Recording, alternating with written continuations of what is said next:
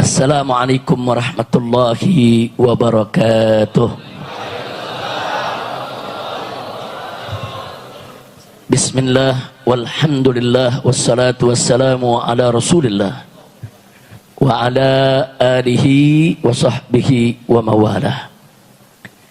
Ahibba'il kiram, fi hadzal yaumil mubarak wa bihadzal masjidil mubarak la ansa an usiyakum jami'an wa nafsi bitaqwallah wa bi ta'ati Rasulillah sallallahu alaihi wa alihi wa sahbihi wa sallam.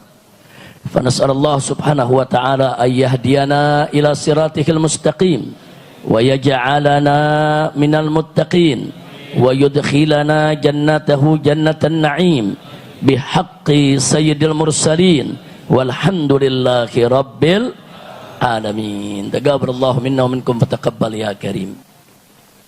Kepada para habaib, para masyaikh, para alim ulama, para kiai, para asatidzah, para tokoh dan sesepuh masyarakat luar Batang yang sama kita cintai dan sama kita muliakan, wabil khusus yaitu Al-Habib Husain bin Hasan Al-Aidarus hafidhahullahu ta'ala wara'ah selaku mutawalli daripada sahibul magam. Begitu juga kepada segenap pengurus daripada Masjid Keramat Luar Batang yang pada kesempatan hari ini menjadi tuan rumah bagi kita semua dalam rangka untuk ziarah Asyura. Mudah-mudahan acara kita ini diberkahi oleh Allah Subhanahu wa taala. Kemudian di sini hadir bersama kita penasehat daripada Dewan Pimpinan Daerah Front Persaudaraan Islam Provinsi DKI Jakarta, Al-Muhtaramul Mukarram Al-Habib Hamid bin Abdullah Al-Kaf hafidhahullahu ta'ala wa ra'ah. Begitu juga segenap pengurus yang lainnya yang tidak saya sebutkan satu persatu nama-nama mereka, tapi sedikit pun tidak mengurangi rasa mahabbah dan cinta kita kepada mereka. Begitu juga yuk sama-sama kita doakan semoga para habaib, para kiai, para tokoh, para ulama yang hadir bersama kita pada kesempatan ini diberikan oleh Allah panjang umur dalam taat dan ibadah, dalam sehat wal afiat. Amin ya rabbal alamin. Dan mudah-mudahan hari ini kita semua berkumpul bersama mereka, besok kembali kita dikumpulkan oleh Allah bersama mereka di dalam surganya bersama Nabi kita Muhammad sallallahu alaihi wasallam. Baik ahibba'il kiram, untuk menyingkat waktu langsung saja bahwa hari ini kita tahu adalah hari tanggal 10 Muharram yang dikenal sebagai hari Asyura. Pada hari ini ya ikhwan, ada satu nasihat sangat menarik yang disampaikan oleh Al-Imam Ibn Hajar Al-Haythami dalam kitab As-Sawa'iqul Muhriqah. Beliau katakan, beliau himbau, silakan kita untuk mengisi hari Asyura ini pertama dengan puasa. Karena memang hadis tentang puasa Asyura sahih, bukan hadis dhaif, apalagi hadis maudhu. Jadi betul-betul puasa Asyura ini adalah puasa yang sangat dianjurkan oleh Nabi kita Muhammad sallallahu alaihi wasallam. Bahkan sebelum wajibnya puasa Ramadan, puasa Asyura termasuk puasa yang wajib dilaksanakan oleh umat Islam tatkala umat Islam masih ada di periode Mekah, saudara. Nah, sebagaimana diriwayatkan oleh Bukhari Muslim dari Sayyidatuna Aisyah radhiyallahu anha, di mana Sayyidatuna Aisyah radhiyallahu anha menginformasikan kepada kita bahwa dulu masyarakat Quraisy dari zaman jahiliyah mereka sudah puasa di hari Asyura ya kawan. Karena hari Asyura ini hari yang dikenal banyak sekali kejadian-kejadian sejarah yang luar biasa pada hari ini, seperti kejadian diterimanya taubat Adam oleh Allah Subhanahu wa taala, diselamatkannya Nabi Nuh alaihi salam, yaitu dengan umatnya, dengan pengikutnya yang sudah terombang-ambing di atas air bah 140 hari lebih, saudara, yang akhirnya diselamatkan oleh Allah. Tatkala surut, mereka semua mendarat dengan selamat. Begitu juga diselamatkannya Nabi Yunus alaihissalam dari perut ikan, saudara, sebagaimana kita tahu sejarahnya. Termasuk juga diselamatkannya Nabi Ibrahim dari kobaran api yang menyala, yaitu di mana Nabi Ibrahim dilemparkan ke api oleh Namrud untuk dibakar, tapi dengan izin Allah Subhanahu wa taala maka api pun tidak mampu membakarnya. Begitu juga, saudara, yaitu bagaimana Allah menyelamatkan Nabi Musa dan Bani Israel dari kejaran Fir'aun. Tatkala dengan mukjizat Nabi Musa dengan izin Allah terbelah lautan dan Allah selamatkan Musa, Allah tenggelamkan Fir'aun. Semua itu terjadi di hari Asyura, saudara. Nah, jadi sekali lagi memang puasa Asyura ini merupakan puasa syariatun qadimah, merupakan syariat yang sudah lama, sudah ada jauh sebelum diwajibkannya puasa Ramadan. Begitu diwajibkan puasa Ramadan, maka puasa Asyura tidak wajib lagi, saudara. Faman syaa, yaitu faliyasum, barang siapa yang menginginkan puasa silakan dia puasa. Nabi perkenankan, bagi yang enggak puasa pun tidak mengapa, ya ikhwat. Nah, singkat yang ingin saya sampaikan di sini, nasihat yang disampaikan oleh Al-Imam Ibn Hajar Al-Haythami dalam kitab As-Sawa'iqul Muhriqah, saudara, sebagaimana tadi sudah kita singgung. Pertama, isi, yaitu hari Asyura ini dengan berpuasa. Yang kedua, saudara, isi dengan tausi'un nafaqat 'alal iyal, yaitu permudah nafkah, pemberian, anugerah, karunia, hadiah, infak. Untuk siapa? Untuk keluarga kita, saudara. 2 hari ini sangat dianjurkan untuk kita berbuat baik dengan ibu kita, dengan bapak kita, dengan istri kita, dengan mertua kita, dengan anak-anak kita, dengan sepupu kita, dengan keponakan kita, dengan cucu kita. Lakukan apa saja kebaikan. Tausi'un nafaqat, berikan derma kepada mereka semua, ya ikhwan. Yang punya utang dari keluarga kita, yuk kita bayarin utangnya. Yang enggak punya pakaian, yuk kita berikan pakaian kepada mereka. Yang enggak punya makanan di rumahnya, yuk kita kirimkan makanan kepada mereka. Tausi'un nafaqat, yaitu perluas nafkah untuk iyal pada hari ini, merupakan sunnatun qaimah yang diajarkan oleh Nabi Muhammad sallallahu alaihi wasallam.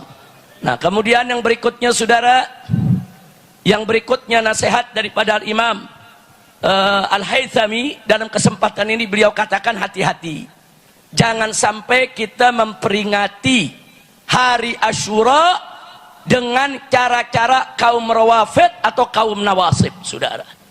Jadi ada 2 kelompok, saudara, umat ini ada 2 kelompok yang tidak betul cara mereka merayakan Asyuranya, yang jauh dari tuntunan Nabi Muhammad sallallahu alaihi wasallam.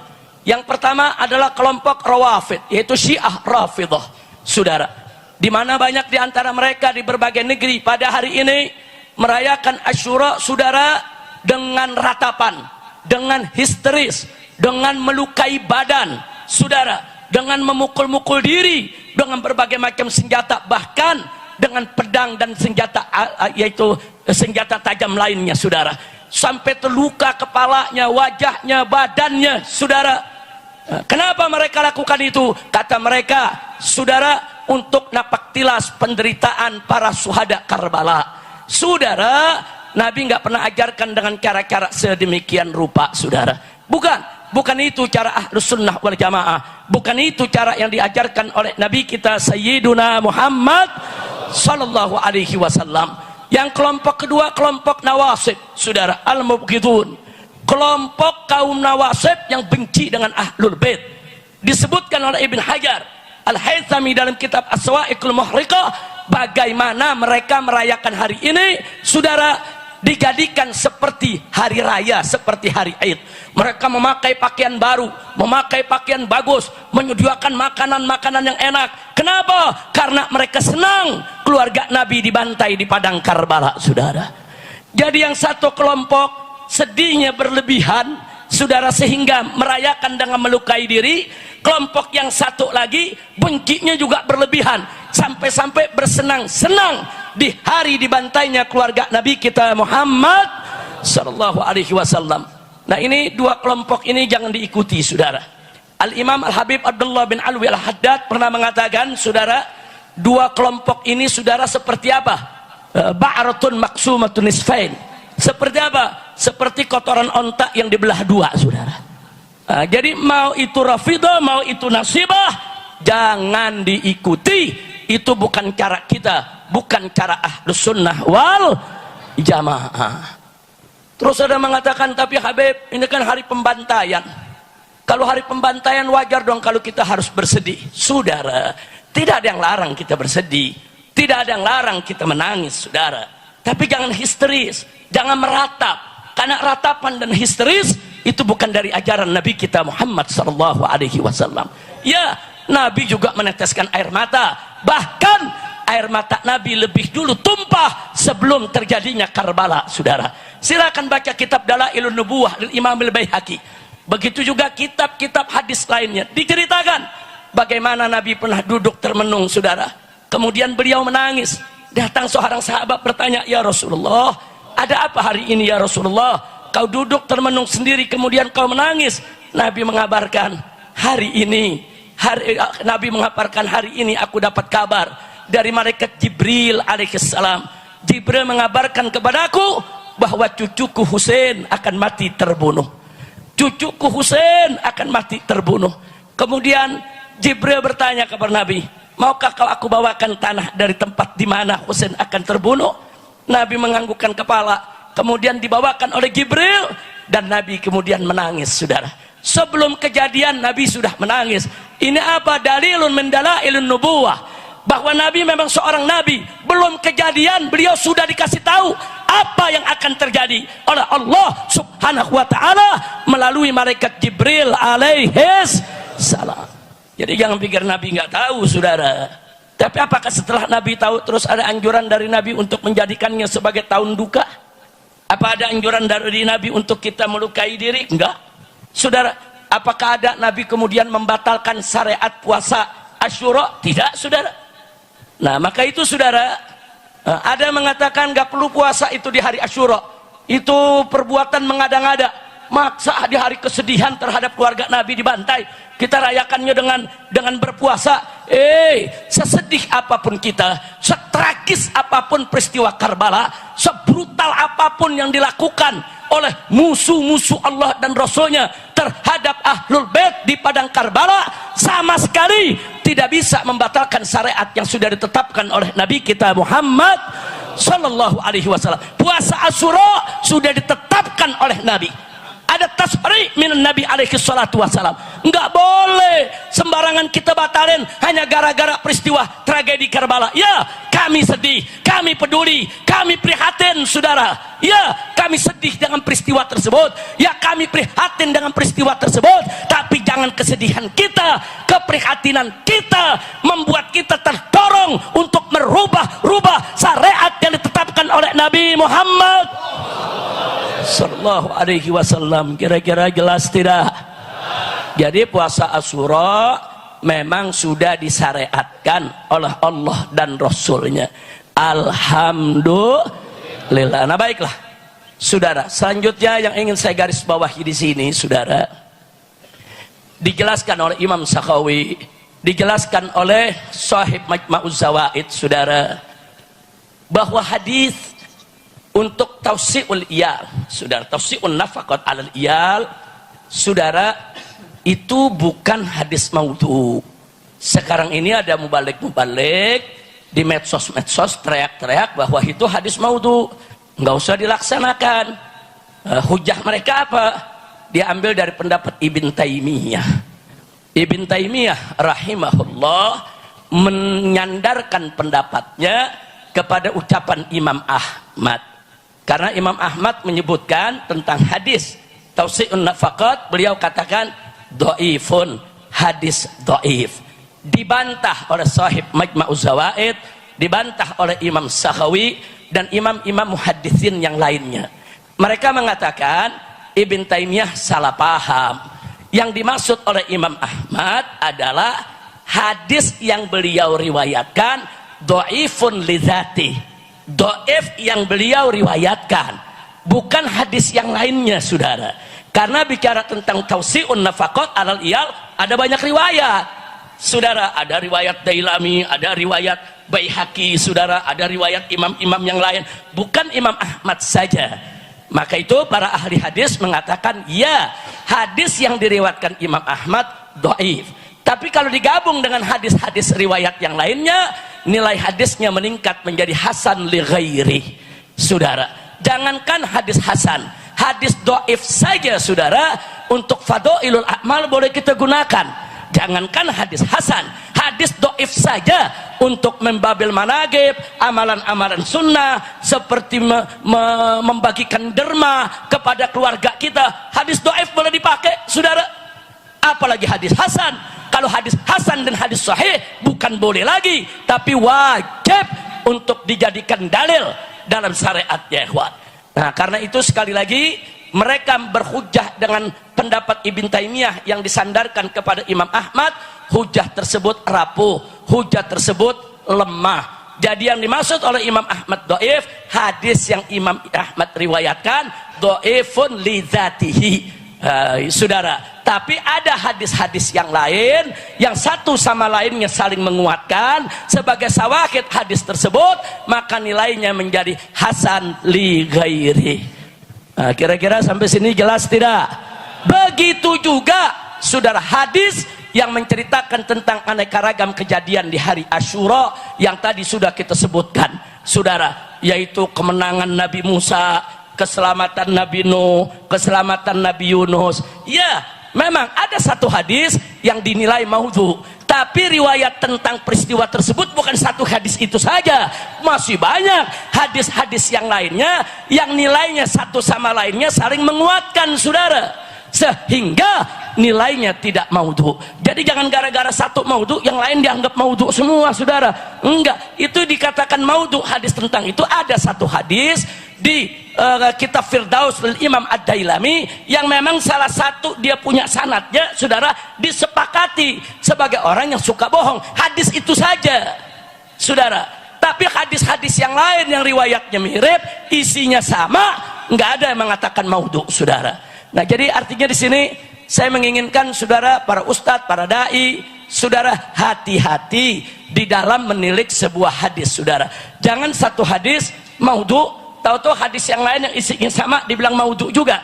Tunggu dulu, yang lain punya sanad, sanadnya bisa dipertanggungjawabkan, nah bahkan dikuatkan. Makanya jangan kaget kalau dalam kitab I'anatut Thalibin peristiwa-peristiwa tersebut disebutkan dengan rinci saudara. Kenapa? Karena sahib kitab I'anatut Thalibin, walaupun beliau bukan seorang muhaddis, beliau seorang faqih, tapi beliau tahu saudara bahwa orang-orang yang menyampaikan kepada beliau dari kalangan guru-gurunya adalah hujjah saudara bagi mereka, sehingga mereka nggak ragu lagi untuk menukilkan riwayat tersebut dalam kitab-kitab mereka. Nah, kira-kira sampai di sini jelas tidak? Apalagi yang tadi disebutkan oleh Habib Hamid Al-Kaf, yaitu Al-Imam Al-Hajhuri. Al-Imam Al-Hajhuri itu saudara, itu imam yang kalau di kalangan ulama muhaddisin saudara di zaman beliau, beliau disebut hujjah. Kalau disebut hujjah artinya apa? Thiqah, artinya betul-betul bisa dipercaya saudara. Jadi kalau beliau meriwayatkan hadis yang mungkin beliau persingkat tidak lengkap, ulama percaya ini nggak bakal bohong, masih bisa diselidiki, akan didapat itu sanadnya. Nah, jadi ilmu-ilmu semacam ini saudara harus kita berhati-hati, nggak boleh sembarangan.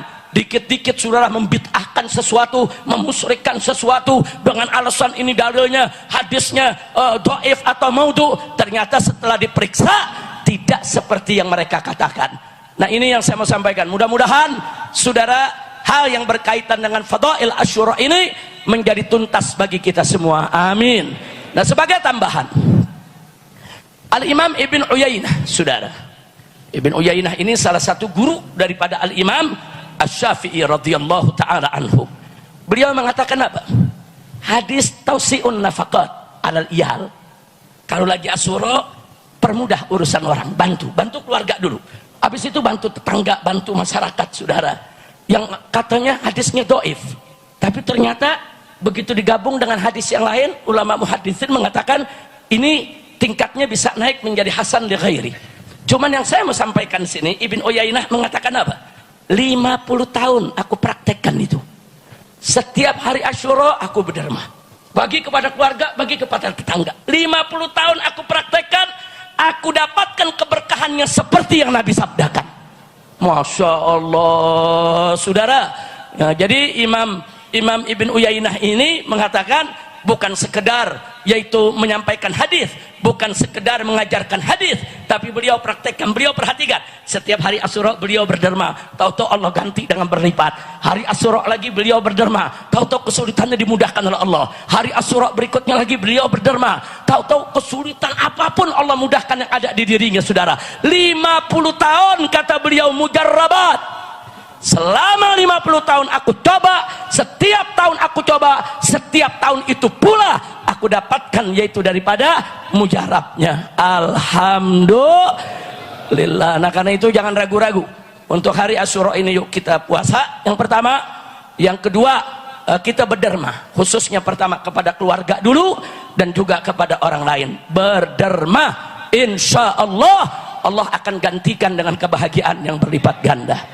Yang terakhir akhirnya saudara, tadi kita singgung dan tadi juga disinggung oleh Habib Hanif dalam khutbahnya yang luar biasa pada hari ini saudara, yaitu tentang bahwa hari Asyura tanggal 10 Muharram juga merupakan tanggal mati syahidnya Sayyidina Husain ibn Ali ibn Abi Thalib, cucu Nabi kita Muhammad, bersama keluarganya. Ada anaknya, ada keponakannya, ada sahabat-sahabatnya, karena yang hadir di padang Karbala semua tidak kurang dari 72 orang ya kawan.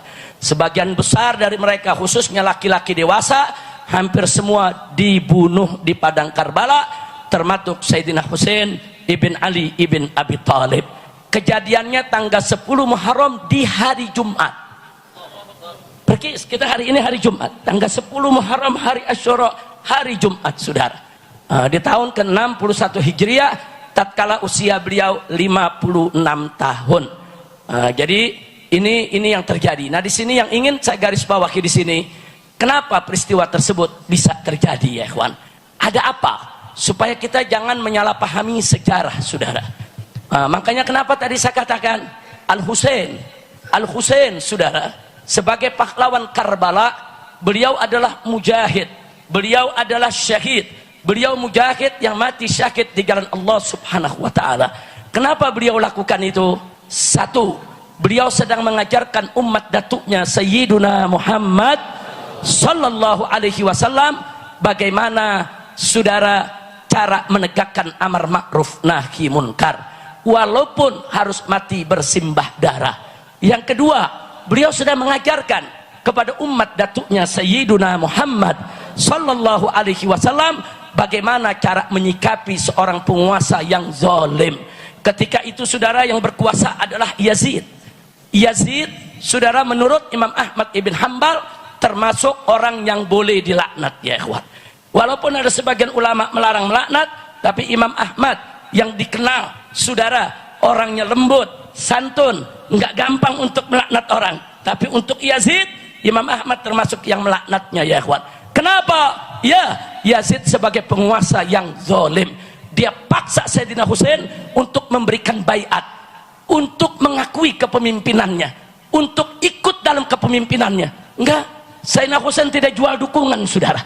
Kalau Sayyidina Husain mau dunia, kalau Sayyidina Husain mau tanah, mau rumah, saat itu Yazid siap untuk memberikannya, asal Husain memberikan sumpah setianya kepada Yazid. Enggak ditolak. Sayyidina Husain tidak pernah mau memberikan baiat kepada orang yang tidak berhak untuk menjadi pemimpin saudara. Kemudian beliau diteror di kota Madinah, beliau diancam, sehingga akhirnya terpaksa beliau hijrah dari Madinah kembali ke tanah kelahiran daripada kakeknya, yaitu kota Mekah. Semua keluarganya dibawa, istrinya, adiknya, putrinya, putranya, semua dibawa ya kawan.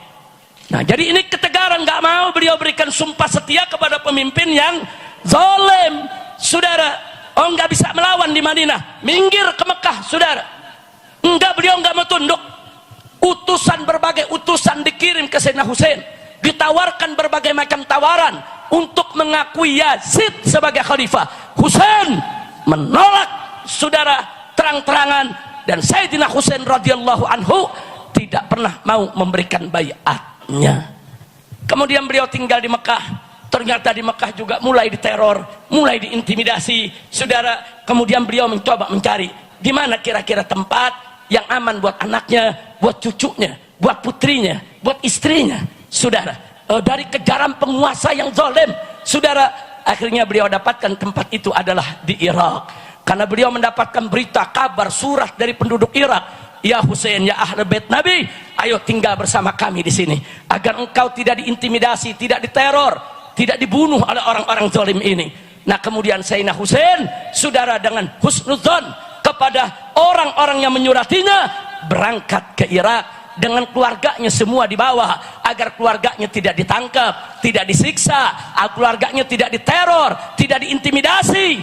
Jadi beliau sebagai kepala rumah tangga, beliau tunjukkan tanggung jawab. Selain berdakwah menyelamatkan umat, beliau juga harus berjuang menyelamatkan keluarga, saudara.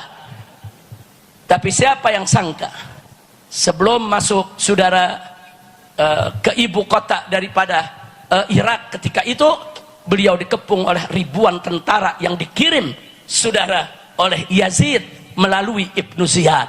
Ribuan tentara mengepung mereka. Mereka semua digiring ke padang Karbala, saudara. Dan akhirnya di padang Karbala, Sayyidina Husain menawarkan. Mereka masih terus merayu Husain. Sayyidina Husain mengatakan, baik, ini Sayyidina Husain pasukan dengan keluarga cuma 72 orang, yang ngepung ribuan orang, saudara. Beliau tawarkan, kata beliau, satu, biarkan aku bertemu dengan Yazid. Biar Sayyidina Husain akan terangkan kenapa sikapnya seperti itu, saudara. Atau yang kedua, kalau kalian tidak izinkan aku bertemu dengan Yazid, biarkan kami kembali ke Mekah. Atau yang ketiga, kalau beliau tidak izinkan kami kembali ke Mekah, kirim kami ke perbatasan untuk menjaga negeri Islam dari serangan negara kafir. Biar kami yang jaga perbatasan dengan keluarga, di perbatasan akan kami jaga, sehingga tidak ada negara-negara kafir yang berani bisa menembus penjagaan kami untuk menyerang negeri Islam. Tiga usulan ditolak, saudara. Nggak ada. Ibnu Ziyad mengatakan hari ini tidak ada musyawarah, nggak ada diskusi. Hari ini yang ada adalah Husain harus mati. Nah, karena itu ya ikhwan, singkat cerita, pada tanggal 10 Muharram ini, Sayyidina Husain dengan anak-anaknya dan dengan keluarganya dibantai dengan brutal, dengan sadis. Kepala beliau dipenggal, saudara. Ada beberapa anak beliau yang masih kecil, saudara, keponakan-keponakannya dari Sayyidina Hasan selamat, saudara, tidak dibunuh, padahal semula mau dibunuh. Tapi adik beliau yang bernama Sayyidah Zainab tampil sebagai Srikandi Karbala. Semua laki-laki sudah mati, yang dewasa semua udah dibunuh. Di kemah tinggal ada perempuan dengan anak-anak kecil, anak-anak Sayyidina Husain dengan keponakan-keponakannya. Ada Ali Zainal Abidin, saudara, ada Hasan Musanna, Qasim dan lain sebagainya. Srikandi Karbala ini dengan gagah berdiri di pintu tenda, saudara, menjaga rangkai mayat dia dulu. Kalau ada pasukan-pasukan yang membantai keluarga Nabi, ingin coba-coba mengganggu perempuan dan mengganggu anak-anak keluarga Nabi dalam tenda, saudara. Subhanallah, kita bisa bayangkan hari itu. Ribuan tentara menyerbu, Sayyidina Husainnya dibunuh, paman-paman perempuan Sayyidah Zainab ini, saudara, ayahnya, saudara, kakaknya dibunuh, saudara. Kemudian keponakan-keponakannya dibunuh. Anak Sayyidina Hasan yang sudah dewasa, anak Sayyidina Husain yang sudah dewasa, semua dibunuh. Belum lagi anak Ja'far, saudara, semua dibunuh. Masya Allah. Tinggal perempuan dewasa sendiri, yang lain menangis ketakutan, saudara. Tapi Sayyidah Zainab, saudara, sudah kering air mata dengan lantunan ayat-ayat suci yang fasih, saudara. Itu panglima-panglima yang membantai keluarga Nabi diajak berdebat oleh beliau. Beliau debat, saudara. Di saat itu juga dengan kalimat-kalimat yang luar biasa, akhirnya pasukan-pasukan tersebut nggak berani untuk mengganggu anak-anak dan mengganggu perempuan, saudara. Subhanallah. Saya tidak mau panjang lebar menceritakan ini, saudara. Ya, kalau kita tak sedih, saudara. Ini kalau kita teruskan, air mata kita bisa bercucuran, saudara. Tapi bukan itu yang diinginkan oleh Husain. Sayyidina Husain bukan pengen kita nangis. Sayyidina Husain bukan pengen kita jadi kengeng, bukan. Sayyidina Husain lagi ngajarin kita, begini loh cara menegakkan amar ma'ruf nahi munkar.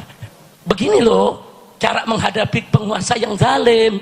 Jangan sembarangan dukung-mendukung. Kalau yang zalim nggak boleh didukung. Itu ajaran Sayyidina Husain, saudara. Ada apa kita mendukung orang zalim, saudara? Jangan. Bahkan Husain mengajarkan kita lawan orang yang zalim walaupun dia penguasa. Lawan orang yang zalim walaupun dia punya pasukan begitu banyak. Lawan orang yang zalim walaupun akhirnya kita harus mati bersimbah darah. Takbir. Sallu ala nabi. Jangan bergaul dengan orang zalim, jangan duduk dengan orang zalim, jangan membiarkan orang zalim dengan kezalimannya, saudara. Jangan, ya, kita wajib berdakwah kepada mereka agar mereka menyetop kezalimannya. Tapi kalau mereka terus berbuat zalim, lawan orang-orang zalim sampai mereka berhenti dari kezalimannya, saudara. Takbir. Jadikan semangat Asyura ini sebagai semangat untuk berjuang melawan kezaliman, menegakkan keadilan. Jangan biarkan kezaliman merajalela di tengah masyarakat kita. Betul? Siap berjuang, siap melawan kezaliman, siap menegakkan keadilan. Takbir. Sallu ala nabi. Ini yang saya mau ajak saudara. Nah, jadi dalam mengenang Asyura, jangan pakai pedang luka-lukain diri, jangan pakai pisau tusuk-tusuk diri. Jangan, saudara. Bangkitkan semangat juang kita. Yuk sama-sama kita gulung habis semua orang zalim, saudara. Kira-kira siap tidak? Siap tidak? Jangan takut melawan orang zalim, saudara. Jangan. Kalau bukan anda yang melawan kezaliman, siapa lagi? Nanti kalau orang-orang zalim itu dibiarkan, hari ini kita menjadi korban, hari ini orang lain jadi korban, besok kita jadi korban, saudara. Nggak boleh dibiarkan. Saya masih ingat di luar Batang ini, saudara. Sebelum saya ke Mekah ada 2 kejadian di luar Batang yang saya ingat. Yang pertama, penggusuran kampung akuarium, saudara. Kita kaget begitu mendengar kampung akuarium sudah dirubuhkan. Sesumbar dia mau gusur semua penduduk luar Batang. Dia mau gusur itu semua penduduk sampai pinggiran masjid samping kanan dan kiri, saudara. Akhirnya penduduk luar Batang itu kompak bersatu. Dan saya ingat saat itu saya kirim, di sini ada Kiai Haji Tubagus Sidik. Ini Panglima Laskar ketika itu. Terus masih ada Ustadz Iqbal dari Lodan, saudara. Ini juga Panglima Laskar waktu itu di wilayah Jakarta Utara, saudara. Saya kirimkan dengan ratusan laskar kemari bikin posko di halaman masjid sini, saudara. Kita duduk di situ sampai berbulan-bulan. Untuk apa? Jangan sampai yang lain digusur. Cukup akuarium, itu pun kita minta akuarium harus dibangun kembali. Nggak boleh, saudara, mereka seenaknya datang gusur rakyat, rakyat diusir, rakyat ditelantarkan, rakyat dimiskinkan. Haram. Nah, maka itu saya bangga. Ketika itu masyarakat luar Batang, Penjaringan kompak, saudara. Bahu membahu. Kita jegat kalau Satpol PP mau masuk. Ingat tidak? Ingat berjuang tidak? Ingat berjuang tidak? Bagus tidak? Nah, begitu dilawan, laskar turun dari Tangerang turun. Waktu itu Habib Hasan bawa pasukan dari Tangerang, dia, yang dari Banten juga turun, saudara. Kawan-kawan dari Bugis, dari Makassar semua turun, ya, untuk mempertahankan masyarakat luar Batang jangan dizalimi. Nah, saya pengen semangat itu bangkitkan lagi. Nah, jangan sampai besok kita dizalimi, kita diam. Betul? Siap melawan kezaliman, siap menegakkan keadilan. Takbir. Saya nggak lupa, ketika itu saya mundar-mandir dari Petamburan kemari, inspeksi anak-anak kita, kirim makanan, minuman, gagak. Jangan sampai kita kecolongan, jangan sampai yaitu digusur lagi. Kemudian saya ingat bagaimana masyarakat yang tergusur hidup di perahu-perahu di sana.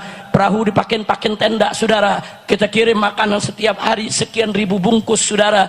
Ya, itu kebersamaan kita semua. Saya nggak mau itu terjadi lagi di luar Batang. Masyarakat luar Batang harus bersatu, tolak segala kezaliman, dan orang zalim jangan pernah didukung, apalagi dipilih jadi pemimpin. Betul? Betul? Takbir. Sallu ala nabi. Yang kedua yang saya ingat, saudara, sebelum Pilkada DKI 2017 kita menggelar tablik akbar di luar Batang ini, saudara. Kita menggelar tablik akbar. Di situ saya minta masyarakat di Jakarta Utara, maaf, yang pada putaran pertama Jakarta Utara ini, saudara, di daerah luar Batang, saudara. Makanya kita gelarlah yaitu acara besar-besaran tabligh akbar. Alhamdulillah saudara, puluhan ratusan ribu umat kumpul, bukan hanya yang dari luar Batang, dari luar Batang saudara, kumpul rame-rame kita tabligh akbar sampai tengah malam. Dan kita akhirnya meminta janji setia kepada seluruh umat yang ada di luar Batang dan Jakarta Utara untuk tidak memilih pemimpin kafir sebagai gubernur DKI, betul? Dan alhamdulillah beberapa waktu kemudian digelar pilkada di Jakarta, saudara, di sini pemimpin kafir geblok nggak menang, saudara. Alhamdulillah, alhamdulillah. Maka itu saya mau tanya, kalau gitu kebersamaan penting tidak? Persatuan penting tidak? Mau bersatu lagi? Mau berjuang bersama lagi? Mau metik kemenangan lagi? Mau hantam gulung semua orang-orang yang zalim? Betul. Maka jangan tinggalkan habaib kiai dan ulama. Setuju? Siap ikut habaib, siap ikut ulama, siap ikut kiai. Takbir. Sallu ala nabi. Nah, jadi ini yang saya mau sampaikan. Jadi semangat Asyura adalah semangat perjuangan. Semangat Asyura adalah semangat pengorbanan. Semangat Asyura adalah semangat amar ma'ruf nahi munkar. Semangat Asyura adalah semangat saudara untuk membangkitkan kesadaran umat Islam dimanapun berada. Semangat Asyura adalah semangat di mana kita tunjukkan rasa cinta kita kepada Allah dan Rasulnya dengan siap kita mengorbankan harta benda serta jiwa raga kita. Itulah makna Asyura yang sebenarnya. Maka itu sambut Asyura jangan dengan bersenang-senang seperti kaum Nawasib yang bersyukur dengan dibunuhnya keluarga Nabi. Mereka ini orang-orang Nawasib ini saudara, fi qulubihim nifaq, bughdu ahlul bait munafik. Benci kepada ahlul bait adalah munafik saudara. Tapi jangan juga meniru cara-cara Syiah Rafidah saudara di dalam memperingati hari Asyura dengan melukai diri. Bukan itu. Tapi yuk kita sambut Asyura itu seperti yang kita sambut pada hari ini, dengan puasa, dengan zikir, dengan doa, dengan membaca yaitu qasidah saudara, dengan ziarah ke makam aulia saudara. Ini semua perbuatan baik, ini semua perbuatan luar biasa. Dan insya Allah keluar dari sini, pulang ke rumah, kita akan banyak berdharma dengan keluarga kita, juga dengan masyarakat yang lain. Insya Allah Allah akan berikan kemudahan dari setiap kesulitan kita. Allah berikan kesembuhan dari setiap penyakit kita. Allah berikan kita kebahagiaan dari dunia hingga akhirat kita. Ala hadhihi niyyah wa likulli niyatin salihah wa ila hadratin nabiyil mustafa sallallahu alaihi wasallam bisiril Fatihah.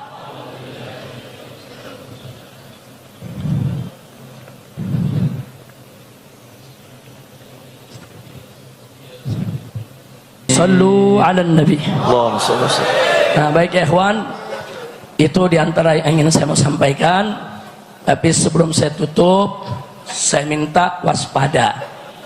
Zaman ini banyak begal motor, betul. Banyak begal mobil, betul. Ada juga begal partai, betul. Ada lagi yang lebih gawat, begal nasab. Begal nasab. Oh, bagaimana Habib begal nasab? Habaib yang asli dia bilang bohong. Dia yang bukan Habib ngaku Habib.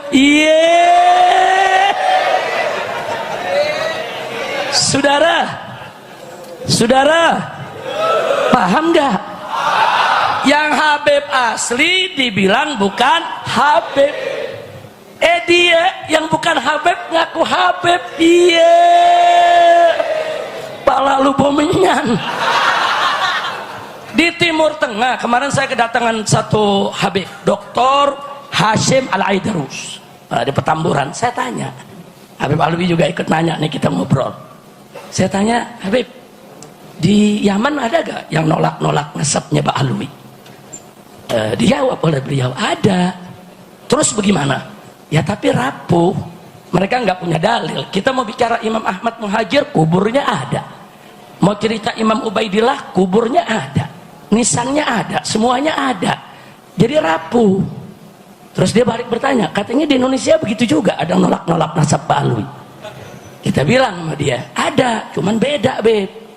Bedanya di mana? Kalau di Yaman dia cuma nolak nasab, selesai. Kalau di sini habis nolak nasab dia mau jamret tuh nasabnya. Betul? Habaib yang asli dibilang palsu, dia yang palsu ngaku Habib. Nih ya udah lama nih nggak keluar nih. Ada yang bilang Habib, tapi ini penelitian ilmiah. Ilmiah dari mana? Lu belajar di kandang kebo. Kalau penelitian ilmiah itu, saudara, kitab dijajarin banyak. Kitab-kitab itu diteliti, jamul maklumat. Setelah itu dianalisa, itu kitab yang banyak tadi, saudara. Baru untuk mengambil kesimpulan. Itu penelitian ilmiah. Ini kitabnya cuma satu, udah gitu diragukan lagi keasliannya. Udah gitu ngakunya ilmiah, jidat lo ilmiah. Masya Allah, insya Allah kapan-kapan nanti Habib Hanif sudah menjawab dengan sangat bagus, argumentatif, saudara. Insya Allah kalau nanti saya ada waktu, kalau ada waktu, bukan ngadepin begal kan buang-buang waktu, saudara. Kalau ada waktu nanti kita berikan jawabannya yang tuntas. Setuju? Setuju? Kalau ada. Nah sekarang saya mau tanya, nasab habaib nih dibilang palsu. Dirinya ngaku habaib, itu namanya begal apa? Begal nasab.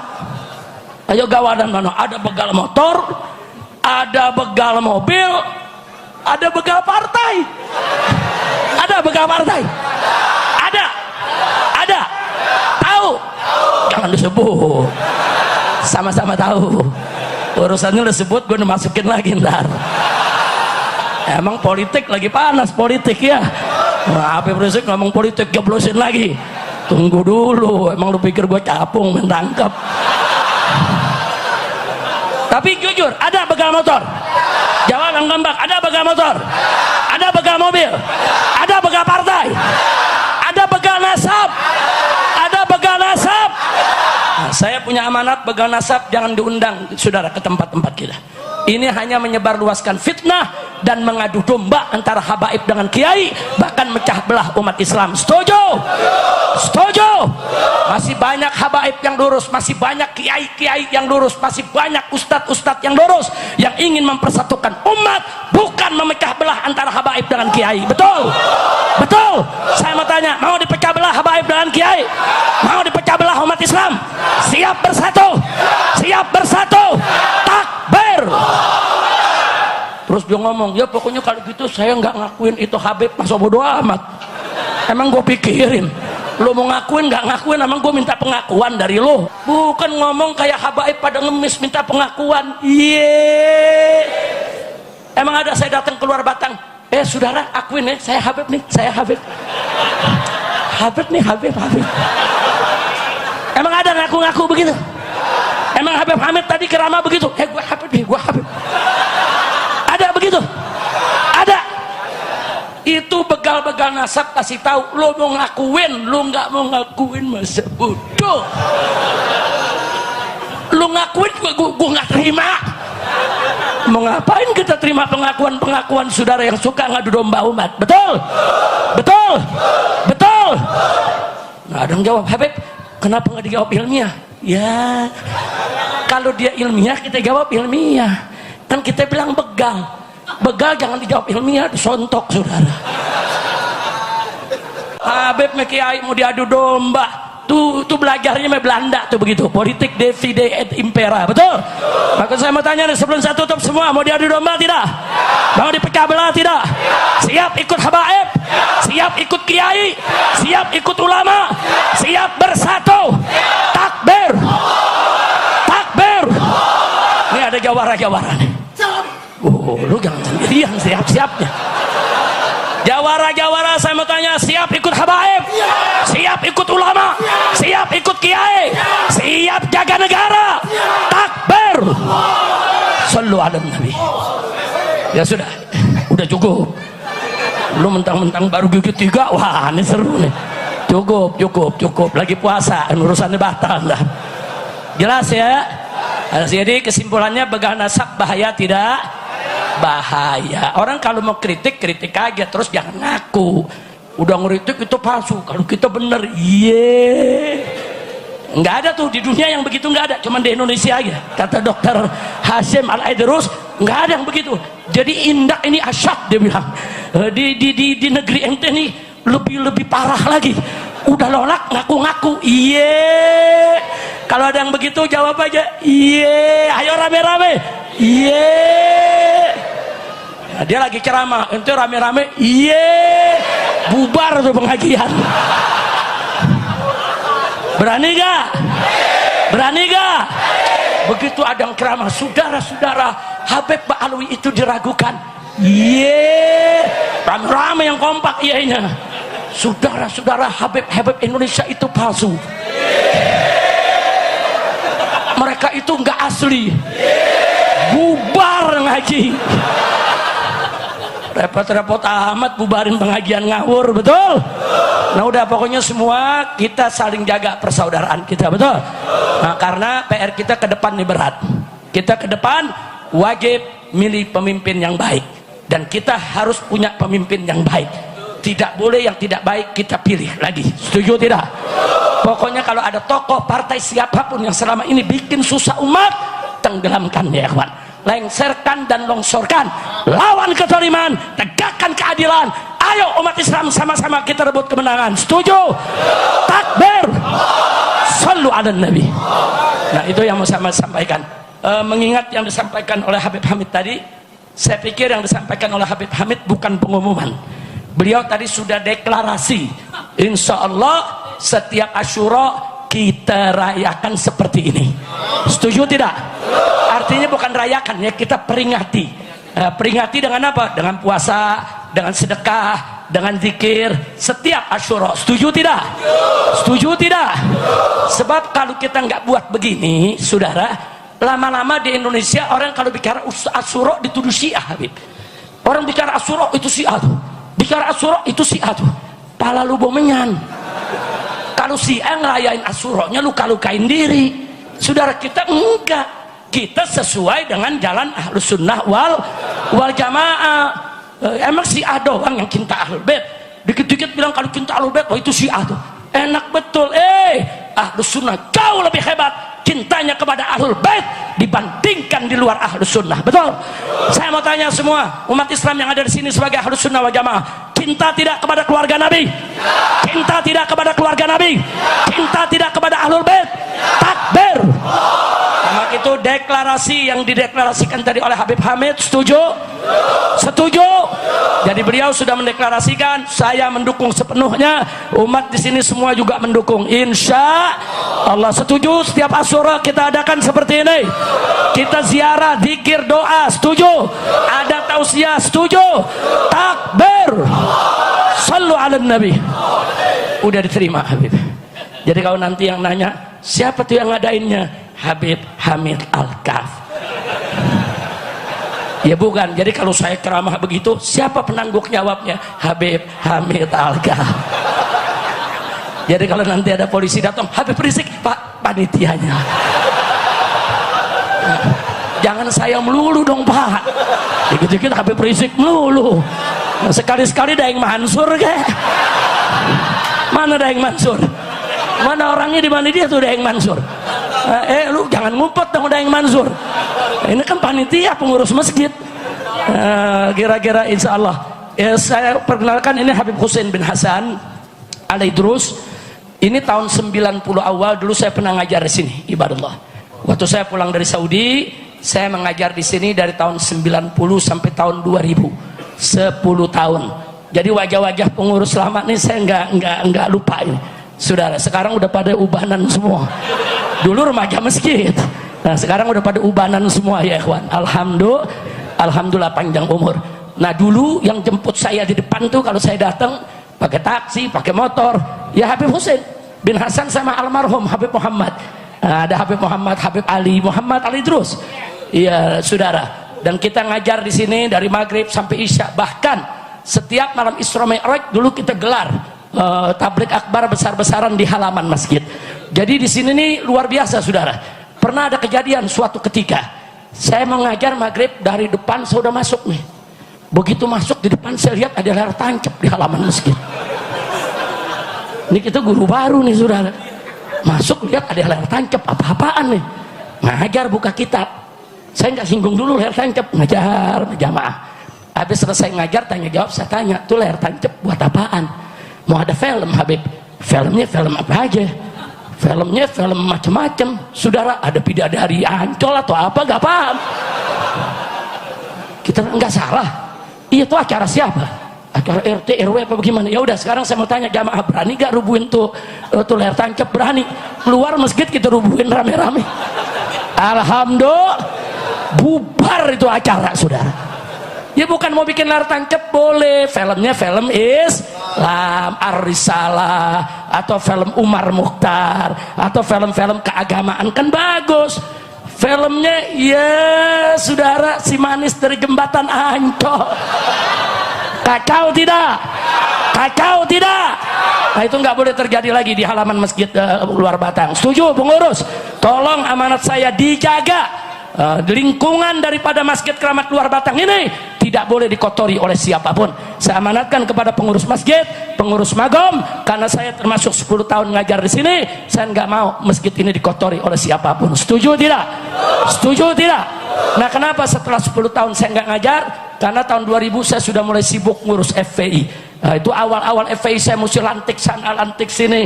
Ini mulai jarang datang. Nah begitu jarang datang, saya minta Kiai Haji Nur Zaini Suwanda untuk menggantikan saya ngajar di tempat ini. Dan alhamdulillah Kiai Haji Nur Zaini Suwanda sampai malam ini, hari ini masih mengajar di masjid ini saudara. Alhamdulillah. Nah, itu saja saya mau sampaikan, mudah-mudahan manfaat untuk kita. Jadi tolong dicatat Habib Hamid, insya Allah Asyura setiap tahun kita sama-sama kalau panjang umur Habib.